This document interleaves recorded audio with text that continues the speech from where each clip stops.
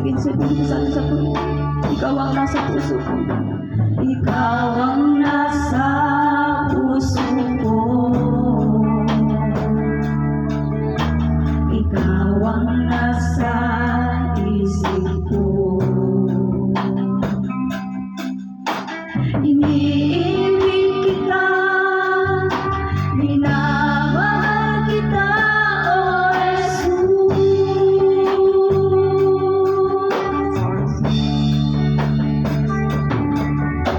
Wala nang ibang katulad mo, tanging ikaw ang nag-iisa na Panginoon, tagapagligtas ng buhay ko.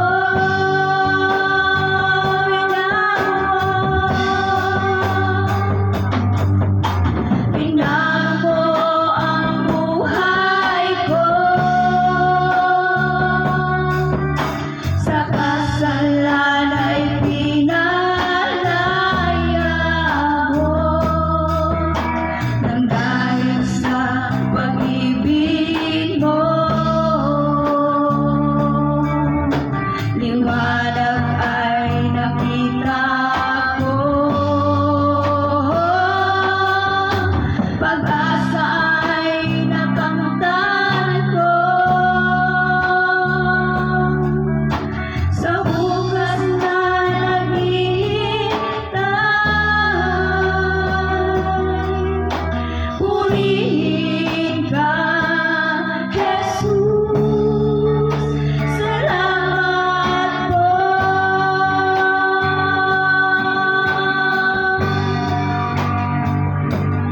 Di ko kaya mabuhay na wala sa piling ko. Mahal kita, kailangan kita, ako'y sa'yo. Kaya mabuhay, di ko kaya mabuhay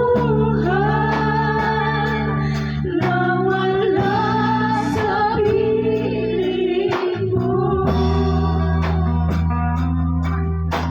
Mahal kita, kailangan kita, ako'y sa'yo.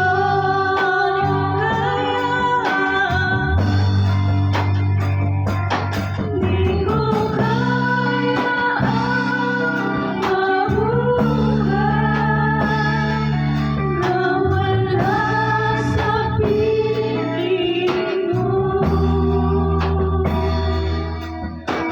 Mahal kita, kailangan kita, ako'y sa'yo.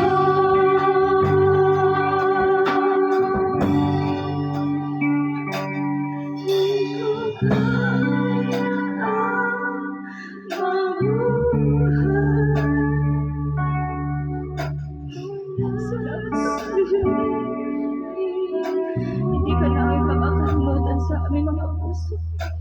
Mahal kita, kailangan kita, ako'y sa'yo.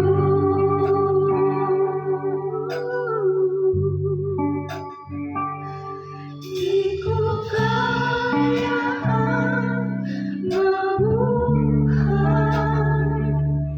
na wala sa piling mo. Mahal kita, kailangan kita, ako'y sa'yo.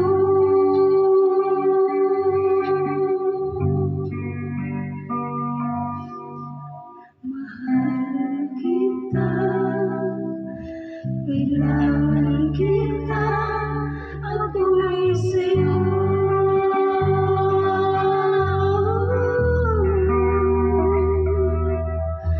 Mahal kita,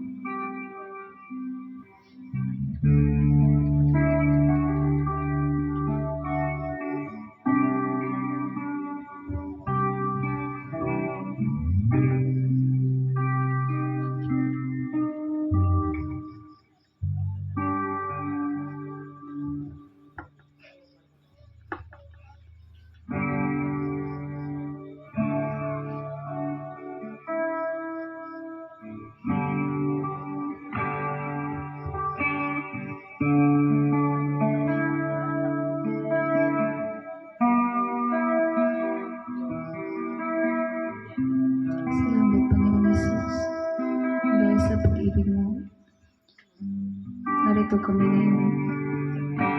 Dahil sa pag-ibig mo na pinaranas sa aming kapatid si Yamel. Dahil sa pag-ibig mo, nabuo ang grupong ito. Salamat sa buhay mo. Ginamit mo. Nakasama namin ng ilang taon. Binigyan mo kami ng pagkakataon na makasama siya.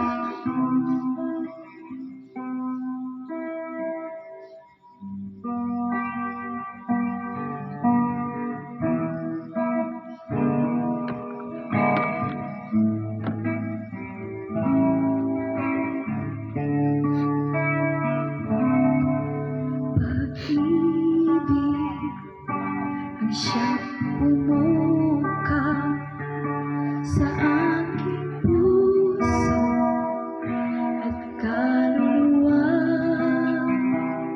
ang siyang nagtulong sa aming buhay, liwanag sa dilim at pag-asa. Pag-ibig ang siyang buklod natin, di mababawi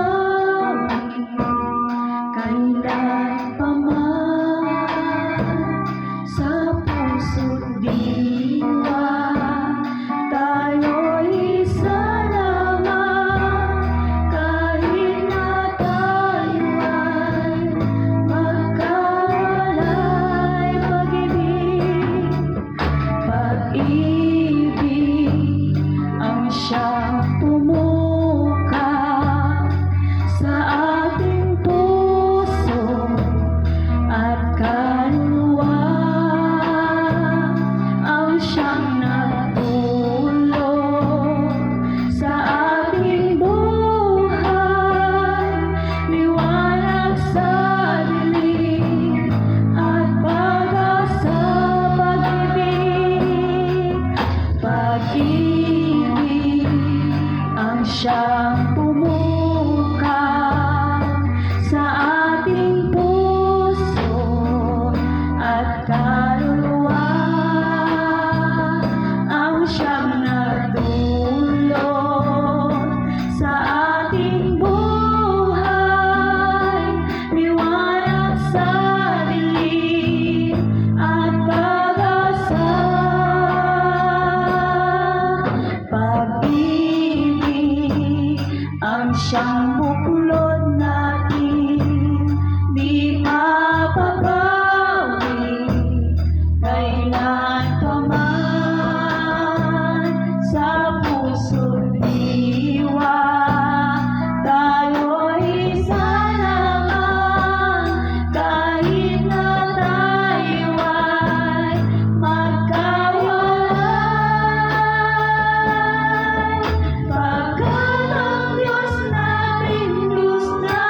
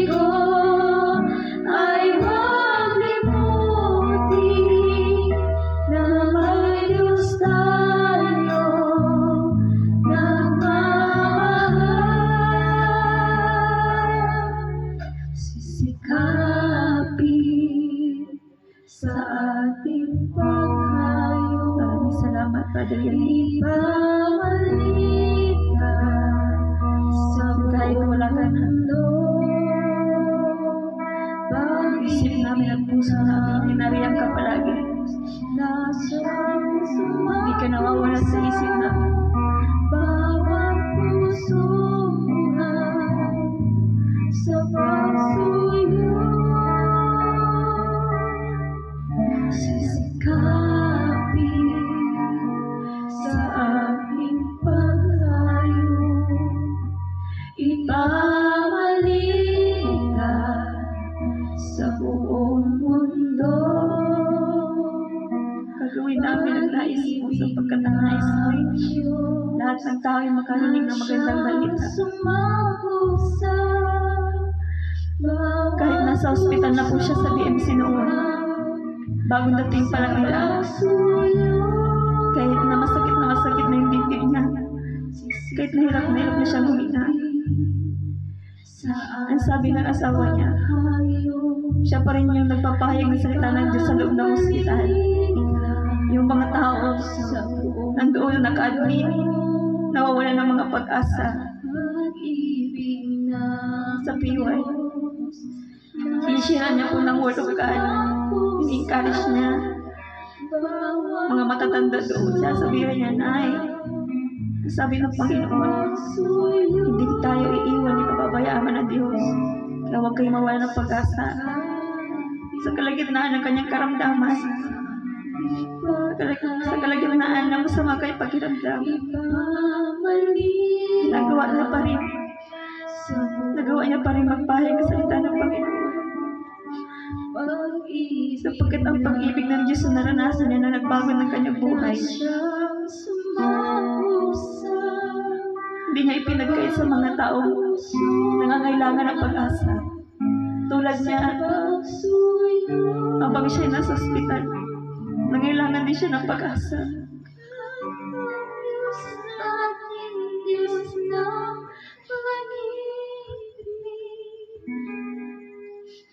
Magmahalan tayong matungan, at kung tayo ibigo, ay huwag limutin, maayos tayo nagmamahal.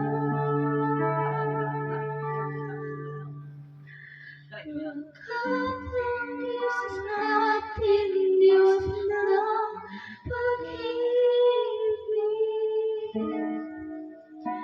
magmahalan tayong magtulungan, at kung tayo'y bigo, ay huwag limutin na ayos tayo nagmamahal.